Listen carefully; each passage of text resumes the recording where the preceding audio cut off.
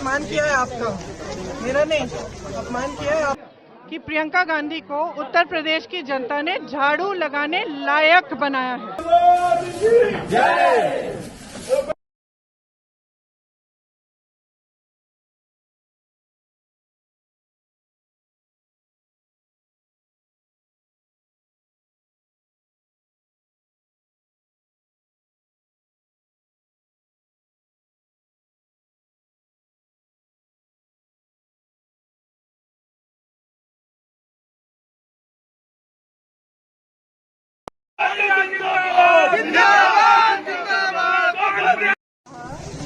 प्रियंका गांधी को उत्तर प्रदेश की जनता ने सिर्फ झाड़ू मारने लायक छोड़ा है और अपमान किया है आपका, मेरा नहीं, अपमान किया है आप सबका।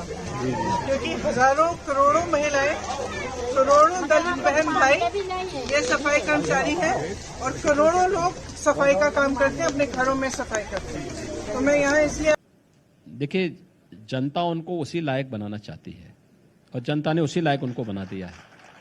आज योगी जी ने ये कहा मेरे बारे में, आज योगी जी ने ये कहा कि प्रियंका गांधी को उत्तर प्रदेश की जनता ने झाड़ू लगाने लायक बनाया है और उनके लफ्जों में एक निंदा सी थी। किसके लिए? मेरे लिए नहीं, जो झाड़ू लगाता है उसके लिए।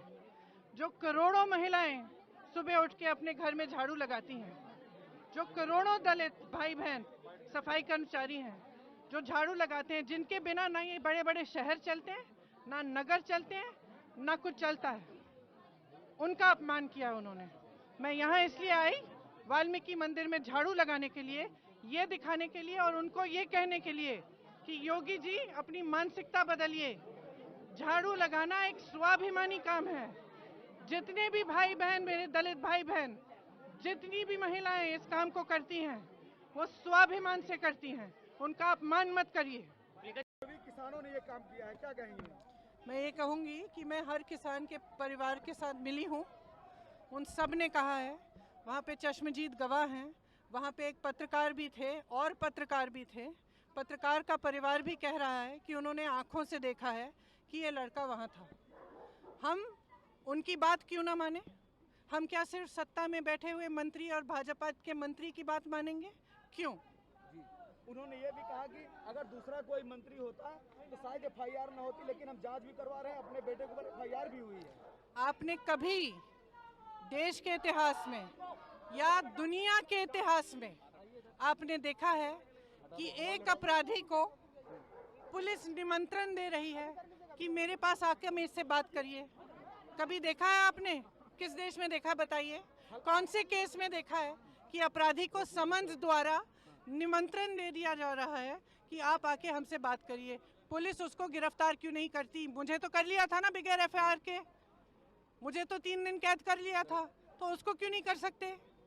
और हम उनके पिताजी की बात क्यों माने?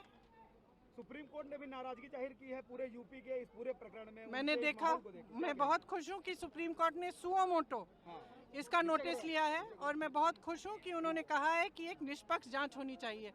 हम ये नहीं कह रहे हैं कि फलाना अपराधी है, फलाना अपराधी है। हम कह रहे हैं जो भी अपराधी है, जिसको जनता ने देखा है मौजूद उस समय, उसको आप गिरफ्तार करिए, निष्पक्ष जांच कराइए।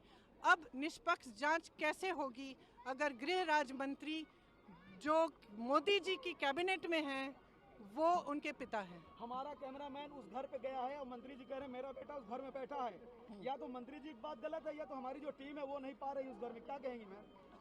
मैं यही कहूंगी कि एक निष्पक्ष जांच होनी चाहिए, गिरफ्तारी होनी चाहिए और मंत्री को बर्खास्त किया जाना चाहिए।